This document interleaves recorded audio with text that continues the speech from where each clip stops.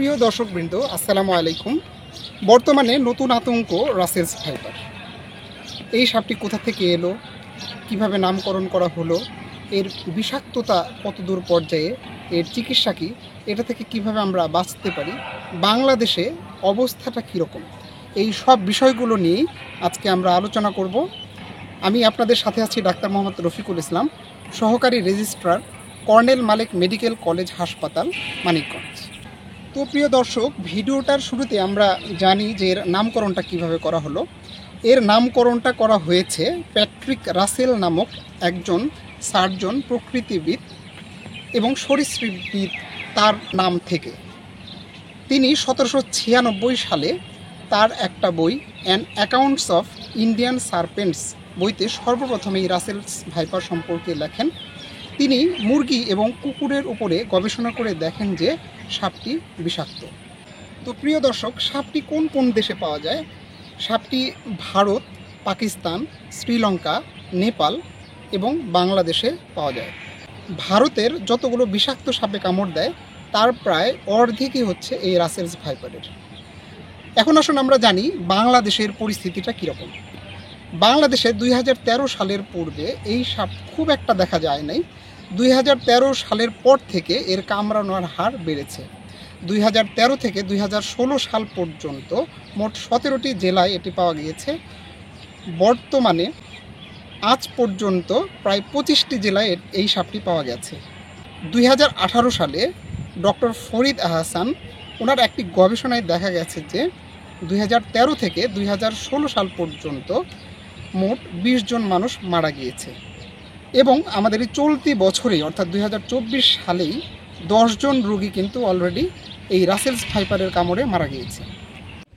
তো প্রিয় দর্শক, এই সাপটি আগে বাংলাদেশে অতটা দেখা যায় নাই, কিন্তু এখন উপদ্রব কেন বেড়েছে বা বাংলাদেশে আসলে অন্য জায়গায় থেকে সাপটি এসেছে কিনা এই বিষয়ে আসলে সরাসরি কোনো কথা বলা কঠিন।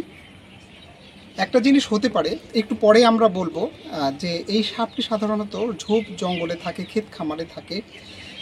যেহেতু ঝোপ জঙ্গল অনেকটা হয়তো বা কমে গিয়েছে, আর ক্ষেত খামারে দেখা গেছে যে আগে একটা ফসল হতো, এখন একাধিক ফসল হয়। একটা ফসল হওয়ার পরে জমি যেহেতু পতিতে থাকতো, সুতরাং সেখানে তারা ইঁদুর পোকামাকড় খেয়ে কিন্তু সাপগুলো হয়তো বা থেকে যেত। কিন্তু এখন যেহেতু একাধিক ফসল ফলানো হয় কৃষির উন্নতির কারণে, সে কারণে তাদের আবাসস্থলের হয়তোবা পরিবর্তন হচ্ছে। আর আরেকটি যেটা ব্যাপার হতে পারে, এটা হয়তোবা ভারত থেকে বাংলাদেশে নতুন করে হয়তোবা এর আগমন ঘটেছে। এটা কিভাবে হতে পারে? এটার দেখা গেছে যে পদ্মা নদীর অববাহিকায় এটা কিন্তু খুব বেশি দেখা গিয়েছে। সুতরাং এটা হয়তোবা পদ্মা নদীতে কচুরিপানার মাধ্যমে সেখান থেকে বাংলাদেশে চলে এসেছে এবং ওখান থেকে বিভিন্ন জায়গায় ছড়িয়ে পড়েছে। প্রিয় দর্শক, এই সাপটি কোন কোন জায়গায় আসলে পাওয়া যায়, অর্থাৎ কী কী পরিবেশে এরা থাকে? এরা সাধারণত ঝোপ জঙ্গলে থাকে, বিভিন্ন নদ নদী অঞ্চলের যে নিচু এলাকা এখানে সাধারণত এরা থাকে। আর এরা যেহেতু বিভিন্ন ধরনের ইঁদুর জাতীয় প্রাণী খায়, সুতরাং এগুলোর আনাগোনা যেখানে বেশি সেখানে এরা থাকে। এজন্য দেখা যায় যে বিভিন্ন ক্ষেত খামার, বিশেষ করে ধান ক্ষেত, এরপর গম ক্ষেত কিংবা ভুট্টা ক্ষেত, এগুলোতেও কিন্তু এদের পাওয়া যায়। এরপর আসুন আমরা একটু বলি যে এই সাপটা আসলে কি কি খায়। এই সাপগুলো একটু আগে আমরা বললাম যে ইঁদুর জাতীয় প্রাণী খায়, এছাড়া ছোট সরীসৃপ এরা খেয়ে থাকে। সাধারণত বসত বাড়িতে এদের দেখা যায় না, কিন্তু যেহেতু এরা ইঁদুর জাতীয় প্রাণী বেশি খায় বা অন্যান্য পোকামাকড় খায়, সুতরাং এগুলোর আনাগোনা যদি বেশি হয় সেক্ষেত্রে অনেক সময় বসত বাড়িতেও কিন্তু এটা পাওয়া যেতে পারে। তাছাড়া এরা সাধারণত স্থলজীবী, সুতরাং যদি নদীর পানি বেড়ে যায়, বন্যা হয়, সেক্ষেত্রেও কিন্তু বসত বাড়িতে কিন্তু এই সাপ পাওয়া যেতে পারে। তো প্রিয় দর্শক, এই সাপটি দেখতে কীরকম এই বিষয়ে আমরা একটু কথা বলি। এই সাপটি লম্বায় সাধারণত 1 মিটার পর্যন্ত লম্বা হয়, অনেক সময় আবার 1.8 মিটার পর্যন্ত লম্বা হতে পারে। এর দেহ মোটা, লেজ চিকন, মাথা ত্রিকোণাকার, চ্যাপ্টা এবং এর ঘাড় কিছুটা সরু। এর রঙটা বাদামি বা হলদে বাদামি, অনেকটা কাঠের মতো, ফলে এ নিজেকে সহজেই লুকিয়ে রাখতে পারে। এর গায়ে বাদামি রঙের গোলাকার ছোপ ছোপ দাগ থাকে, যেগুলো একসাথে অনেকটা শিকলের মতো দেখতে, এবং এই গোলাকার ছোপ ছোপ দাগের চারপাশে থাকে কালো রঙের বর্ডার। এর বিষ দাঁত অনেক বড় হয়, যা পৃথিবীর দ্বিতীয় বৃহত্তম বিষ দাঁত। এর রঙের সাথে অনেকটা অজগর সাপের মিল রয়েছে, ফলে অনেকেই কিন্তু একে অজগর হিসেবে ভুল করতে পারে। তো প্রিয় দর্শক, চলুন আমরা এই সাপটির আচার আচরণ এবং বিষক্রিয়া সম্পর্কে একটু জানি। এই সাপটি সাধারণত স্থলভাগে থাকে, তবে অনেক সময় পানিতেও কিন্তু একে পাওয়া গিয়েছে। এটা নিশাচর প্রাণী, তবে ঠান্ডা আবহাওয়ার মধ্যে, বিশেষ করে বৃষ্টির পরে, এটা কিন্তু দিনেও আপনাকে কামড়াতে পারে।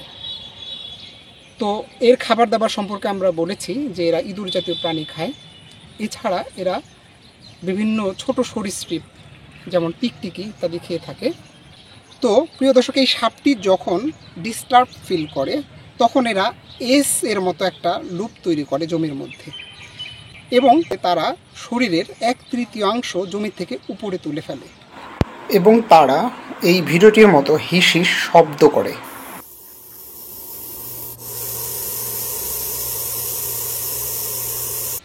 এবং কিছু কিছু সাপ দেখা যায় যে তাদের শরীরের অধিকাংশই কিন্তু এরকম উপরে তুলতে পারে এবং আপনাকে ছোবল মারতে পারে। এখন আসুন আমরা জানি এর বিষক্রিয়া সম্পর্কে। এই সাপটি একাধারে হেমোটক্সিক, নিউরোটক্সিক, রেনোটক্সিক, মায়োটক্সিক। এর কামড়ানোর সাথে সাথে যে জায়গায় কামড়ায় সেখানে প্রচণ্ড জ্বালা পোড়া করে এবং ফুলে যায়, এবং 20 মিনিটের মধ্যে শরীরের বিভিন্ন জায়গা থেকে রক্ত ঝরতে থাকে, যেমন রক্ত বমি, পেশাবের সাথে রক্ত যাওয়া, কাশের সাথে রক্ত যাওয়া ইত্যাদি। এটি নিউরোটক্সিক, ফলে আপনার ঘাড় মনে হচ্ছে যে ভেঙে যাচ্ছে, যেটাকে আমরা বলি ব্রোকেন নেক সাইন। চোখের পাতা নেমে আসে, যেটাকে বলা হয় টোসিস। মুখে কথা বলতে অসুবিধা হয়, মুখে লালা পড়তে থাকে, চোখে দুইটা দেখে, যেটাকে আমরা বলি ডিপ্লোপিয়া। এটি রেনোটক্সিক, অর্থাৎ এর বিষ কিডনিকেও আক্রান্ত করে, যার ফলে পেশাবের পরিমাণ কমে যায়, পেশাব দিয়ে রক্ত পড়ে, বমি ভাব হতে পারে। এটি মায়োটক্সিক, এর ফলে কি হয়, মাংসে ব্যথা হতে পারে এবং পেশাবের রং গাঢ় হতে পারে এবং কিডনি ফেল করতে পারে। তো প্রিয় দর্শক, এই সাপটি যেন আমাদের না কামড়াতে পারে সেজন্য আমরা কি করতে পারি। প্রথম কথা হচ্ছে, আমাদের বাড়ির আশপাশ পরিষ্কার রাখতে হবে, কারণ আমরা জানি বিভিন্ন ধরনের পোকামাকড় যেটা এই সাপ খেয়ে থাকে সেগুলো ওখানে আনাগোনা করতে পারে এবং সাপের আগমন ঘটতে পারে, সেজন্য আশেপাশে পরিষ্কার রাখবেন। যারা ক্ষেত খামারে কাজ করেন তারা খুব সাবধানে কাজ করবেন, তারা গাম বুট ব্যবহার করতে পারেন, এবং ফসল কাটার সময় শেষ অংশ যখন কাটবেন খুব সাবধান হবেন, কারণ শেষ অংশে সাপ আশ্রয় নিতে পারে। এবং যখন রাতে চলাফেরা করবেন অবশ্যই টর্চ ব্যবহার করবেন। একটা লাঠি রাখতে পারেন সাথে, এই লাঠি দিয়ে রাস্তায় মাঝে মাঝে আঘাত করবেন। এই আঘাত করলে যে ভাইব্রেশনটা হবে সেটা থেকে এই সাপ দূরে চলে যেতে পারে। মনে রাখবেন, যে কোনো সাপ কিন্তু কানে শোনে না, কিন্তু এরা ভাইব্রেশনের প্রতি কিন্তু সেন্সিটিভ। তো প্রিয় দর্শক, এখন আসুন এই রাসেলস ভাইপার কিংবা অন্য কোনো সাপ যদি আপনাকে কামড় দেয় আপনি কি করবেন। প্রথম কথা হচ্ছে, আপনি উত্তেজিত হবেন না, অস্থির হবেন না, শান্ত থাকবেন। এরপর যেখানে আপনাকে কামড়েছে সে জায়গাটা নড়াচড়া করবেন না। যেমন আপনার হাতের কোথাও যদি কামড় দেয় তাহলে হাত নড়াচড়া করা যাবে না, পায়ে যদি কামড় দেয় তাহলে আপনাকে হাঁটা যাবে না। এরপর যদি ব্যথা হয় কোনো ব্যথার ওষুধ খাবেন না, আপনি প্যারাসিটামল জাতীয় ওষুধ খেতে পারেন, এবং রোগীকে যত দ্রুত সম্ভব হাসপাতালে নিয়ে আসবেন। মনে রাখবেন, ওঝার কাছে কখনোই নেবেন না, কারণ আমাদের সরকারি হাসপাতালগুলোতে অ্যান্টি স্নেক ভেনম রয়েছে, যেটা কিন্তু এই সাপের বিষের বিরুদ্ধে কাজ করে, এবং এটা এই রাসেলস ভাইপার এর যে বিষ এর বিরুদ্ধেও কিন্তু কার্যকরী। আমাদের বাংলাদেশের সদর হাসপাতাল, মেডিকেল কলেজ হাসপাতাল এরকম জায়গাগুলোতে এবং কিছু কিছু স্বাস্থ্য কমপ্লেক্সে এই অ্যান্টি স্নেক ভেনম সাপ্লাই রয়েছে। এগুলো সঠিক সময়ে দিতে পারলে রোগীর জীবন কিন্তু বেঁচে যায়। আরেকটি ব্যাপার, কিছু কিছু কাজ আপনারা করবেন না, যেমন সাপে যে স্থানে কামড়েছে সেখানে কোনো কাটা ছেঁড়া করবেন না। সেখানে মুখ দিয়ে চুষে রক্ত বের করবেন না।